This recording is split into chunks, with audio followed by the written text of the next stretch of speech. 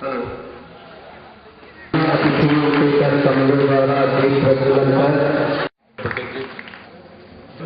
सबसे पहले संसद में बैठने वालों की निर्वाचन की प्रक्रिया को समझना चाहिए और शायद अगर आप ऐसा करते अपने संसद बनाने में तो मुझे लगता है कि वो ज्यादा बेहतर होता है कि जो लोग छात्रों से सीधे निर्वाचित होकर यहां बैठे वो आप लोकसभा का सदस्य बन लेते, जो आपके सीआर होंगे या आपकी फैकल्टीज होंगी उनकी तरफ से मनोनय या आपकी जो बॉडी बनती है कॉलेज की उसमें कल्चरल सेक्रेटरी होगा, उसकी बॉडी होगी, इनमें से कुछ 3-4 लोगों को अलग से प्रतिनिधित्व देते वो राज्यसभा 4 स्तंभों में 3 संवैधानिक और 1 असंवैधानिक व्यवस्थापिका जो कानून का निर्माण करती है,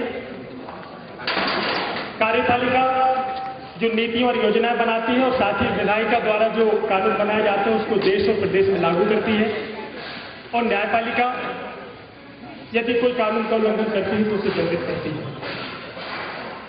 एक चौथा स्तंभ जो होता है वो मीडिया होती है। संवैधानिक तौर पर तो नहीं कह सकते, लेकिन राजनीतिक अभिसमय राजनीतिक परंपरा इस प्रकार की है कि लोकतंत्र में हम मीडिया को नकार नहीं सकते। मीडिया भी एक महत्वपूर्ण स्तंभ है। इसमें से तंत्र के साथ लोक जुड़ा हुआ जिसको हम कहते हैं 5वां स्तंभ। भले ही उसको 5वां स्तंभ नहीं जोड़ा जाता, लेकिन मैं ये कहता हूं कि लोकतंत्र में यदि लोक को अलग कर दिया जाता तो लोकतंत्र का कोई अर्थ नहीं होता। तो मैं मानता हूं कि लोकतंत्र में ये 5 स्तंभ है: व्यवस्थापिका, कार्यपालिका, न्यायपालिका, मीडिया और लोक। इन सारी की सारी चीजों में व्यवस्थापिका सबसे महत्वपूर्ण स्तंभ होता है। कार्यपालिका के अभाव में शासन को चलाया जा सकता है। प्राचीन काल में जो गणतंत्रीय व्यवस्था थी उसकी प्रमाण है।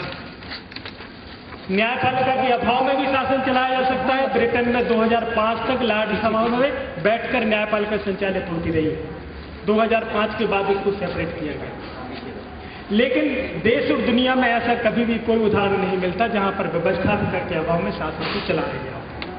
तो मैं मानता हूं कि व्यवस्थापिका चाहे वो संसद हो और चाहे किसी प्रदेश की विधानसभा सबसे महत्वपूर्ण होती है। यही एक देश का दिल होता है, यही देश की ऊर्जा होती है और यही देश की आत्मा होती है।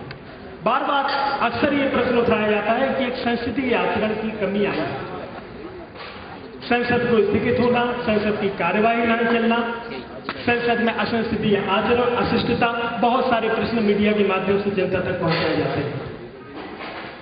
बहुत बड़ी कमी है इस बात की। इस सदन में ये बात मैं उठाना चाहता हूं कि आज संसदीय आचरण की भारतीय लोकतंत्र के लिए बहुत जरूरत है।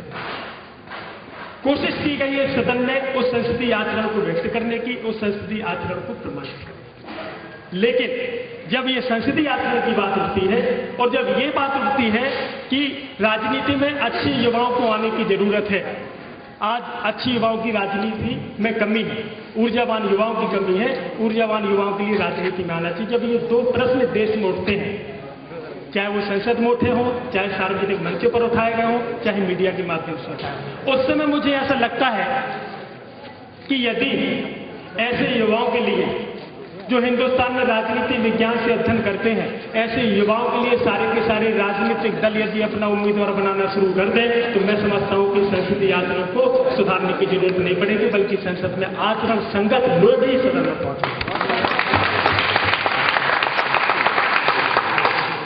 और इस प्रकार के युवा, राजनीति का ज्ञान रखने वाले युवा यदि इन्हीं को उम्मीदवार बना के संसद में जाएंगे तो 3 समस्याएं ऑटोमेटिक हल हो जाएगी। सबसे पहले निर्वाचन आयोग के लिए चुनाव के समय में मशक्कत नहीं करनी पड़ेगी। इस बात की है कि चुनाव फेयर हो, बल्कि वो तो फेयर होंगे ही। दूसरी सबसे बड़ी बात, भारतीय लोकतंत्र पर जो बार बार आक्षेप लगते हैं, कहीं सांप्रदायिकता के, कभी जातिवाद के, कभी क्षेत्रवाद के, कभी भ्रष्टाचार के, कहीं बहुत सारे आरोप लगते हैं। इन आरोपों से उनकी कम से कम लोकतंत्र बच जाएगा। और तीसरी बात ये कि राजनीति विज्ञान जो विषय है उसकी अस्मिता और उसका अस्तित्व जो वर्तमान में खतरे में नजर आ रहा है, उसकी इंपॉर्टेंस, उसकी महत्ता में बढ़ जाएगी।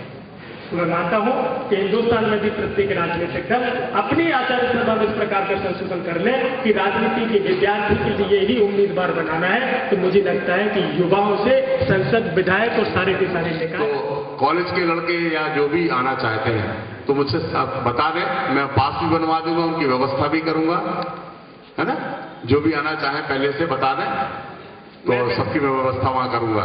मैं विधायक जी से निवेदन करता हूं, यदि इस महाविद्यालय के इन जागरूक छात्रों के लिए विधानसभा ले जाने के लिए आप प्रबंध कर दें, एक बस की व्यवस्था कर दें, तो मुझे लगता है कि हमारे कॉलेज के अधिकांश विद्यार्थी जाने के लिए तैयार रहेंगे और उनके लिए रोचक प्रबंध रहेगा जो संसद की प्रत्यक्ष कार्रवाई देखेंगे, सत्र देखेंगे और उनके लिए बहुत सारी अलग है। तो अगर आप लोग चाहेंगे तो ये भी व्यवस्था की जाए। कोई साथ ही एक और मैं निवेदन करना चाहता हूं कि संसद में यदि कोई प्रश्न, यदि कोई मामला, यदि आपको ऐसा लगता है कि ये प्रदेश इस संसद के इस विधानसभा के बाद आपकी विधानसभा में उठना भी महत्वपूर्ण है, तो मैं निवेदन करता हूं कि उस मसले को आप यहां से जरूर ले जाएं और वहां विधानसभा में उठा के उस प्रदेश के सारे लोगों का कल्याण के लिए काम करें।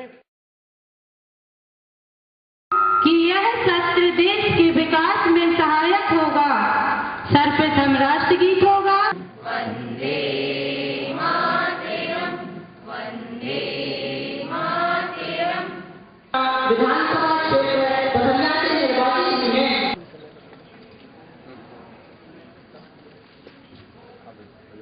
शपथ लेती हूँ कि मैं विधि द्वारा स्थापित भारत के संविधान के प्रति सच्ची श्रद्धा रखूंगी, सच्ची श्रद्धा रखूंगी। श्री शर्मा का जन्म ग्राम पिपरिया जिला दमोह में हुआ था। अपने 9वीं एवं 10वीं विधानसभा क्षेत्र की ओर से दमोह क्षेत्र का प्रतिनिधित्व किया था। मैं शोकाकुल परिवार के प्रति हार्दिक संवेदना प्रकट करती, श्रद्धांजलि अर्पित करती हूँ। वे एक दूरदर्शी, संघर्षशील एवं जुझारू नेता, जिससे न सिर्फ हमारी पार्टी को बल्कि पूरे प्रदेश को बहुत गहरी क्षति पहुंची है। मैं इस दुख की घड़ी में अपनी और अपनी पार्टी की ओर से श्री जयकरण शर्मा जी को श्रद्धांजलि देता हूं और ईश्वर उनकी सरमाई व्यवस्था को अपने कंधों पर लेकर अतिथि विद्वान काम कर रहे हैं। प्रदेश के 431 महाविद्यालय इन्हीं 4-5 हजार अतिथि विद्वानों के भरोसे चल रहे हैं। सरकार हर साल विज्ञापन निकालती है और इन्हें मात्र एक सत्र के लिए नियुक्त करती है। इस तरह ये लोग 20-25 सालों से सरकार की सेवा तो कर रहे हैं, लेकिन आज भी ये लोग अपने भविष्य के प्रति आशंकित और चिंतित हैं।